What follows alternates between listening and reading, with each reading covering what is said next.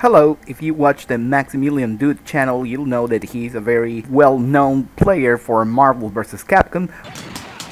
Marvel vs. Capcom was an incredibly popular game back in the arcade era, which I also had the opportunity to play.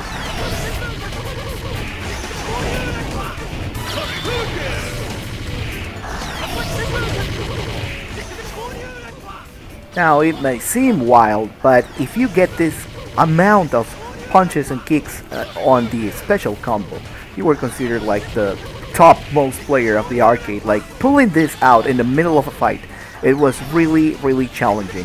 So again, then mechanics into fighting games just left this out. So Maximillian Dude mentions in that game that the company responsible for creating Marvel vs. Capcom 2 is considering which kind of games they can re-release or remaster in a 2021 age. I'll leave the links down in the comment section below, but I wanted to try my own take on this. Because if you remember, all of those Marvel vs. Capcom characters, which by the way, it's considered one of the best games ever created, had their own personality. Each of those characters had their own personalities, and that was because the pixel art that was imprinted onto them a long time ago resolved a lot of problems and also gave this aesthetic, this 2D toon look aesthetic. And if you are thinking about 2D toon stylized shaders, then this is your channel. Again, I tried to recreate from a 3D model like this one. I think it's called Morrigan Alternative Gloves or something like that. Anyways, so what I did basically was put the render sampling to 1, the filter size reduce it to 0.01, and with that we will get a pixelated look. But the real magic on this, if you want to try your own characters to try to assimilate them like a 2D shade, like a 2D sprite appearance, it's going to happen right here in the compositor. Okay, so the first thing you want to do is press F12 so that you will get your render. With that, the render layer, which is basically up here, you already know this, I've shown this a lot of times in my channel, and this is the render channel that you are going to get in your compositor. From there, you can do one of two things. You can either pipe a color correction like I'm doing right now, but if you press M, you're going to mute that node. But here's where things get really interesting.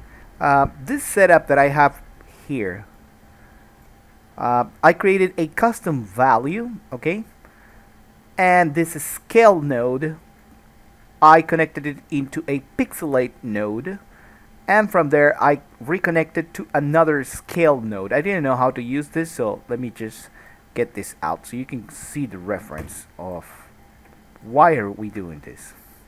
So in the basic Blender guide, they'll tell you if you want to pixelate something, you need to scale it and then rescale it.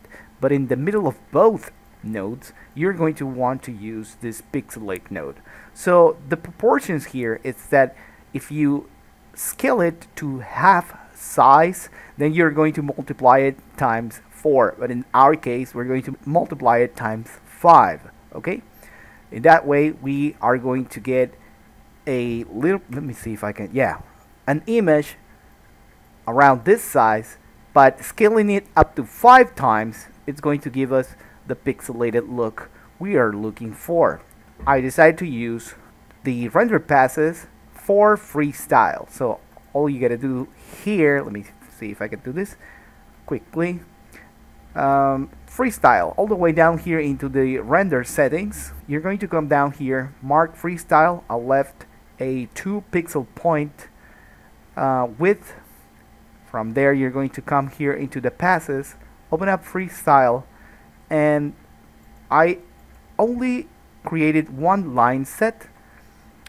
After that, I checked here on the freestyle line, click on thickness. Let me close this so you will see this clearly, because you start here on strokes. I don't know if you can see it. All of this is just one single parameter box. So you're going to want to come here into thickness, and from there I applied a modifier. Again, all of these modifiers are available for your line on the freestyle settings. And from there, I chose, instead of linear, I chose a curve. And I curved my settings like this. So I will start thick, and then it will get thinner as the line ends. So if you want to control this proportionally, this is why I created this. Because basically what it's going to do is it's going to feed its original value. See that how it's distorting itself? And then I'm going to add a math node. It's just a regular math node with a multiply, because I'm going to multiply it 9 times whatever this value is, and then I'm going to feed that value again to rescale it up, and this is the result that I get. Yeah, pretty pixelated, and that is what we want. What we want to look for is to have pretty clean, dark pixels around.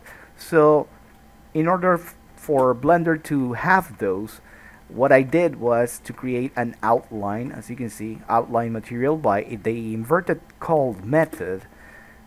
And let me see, click in the face here on materials, you can see the list. It's got the material, the original face material, plus the outline on the slot number 1, because remember, when you count the materials, you're going to go from 0 then 1. And such, I use the solidify modifier. This is the inverted hole method. You probably know this by now. If you don't know this, this is the way we take the regular outline for the character. So you just click here in normals, flip it, and then in materials select 1, because we're going to select from the list 0 and the material number 1, which is the outline.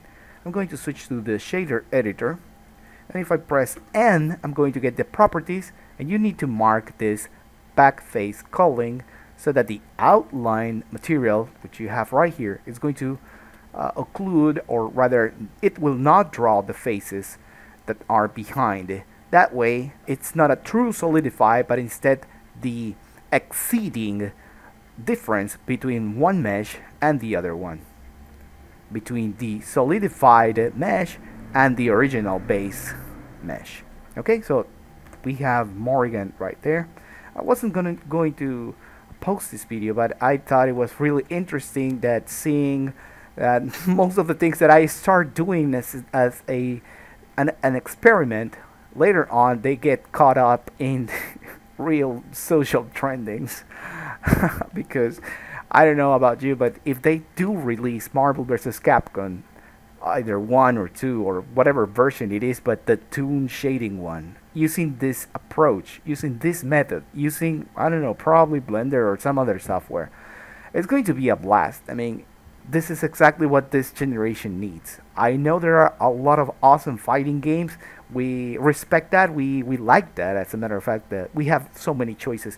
But there is something about the classic Marvel vs. Capcom engine fighting combos that, you know, if you experience those things, you're really looking forward to those kind of mechanics into modern games. And I hope they really complete the project, or at least they can get the licensing part completed, so that this will probably be one of the options to the remastering for a whole plethora of retro games that they have been asked to recreate. So let's see who the winner will be, and up until then, this has been Pierre Schiller. Try Blender.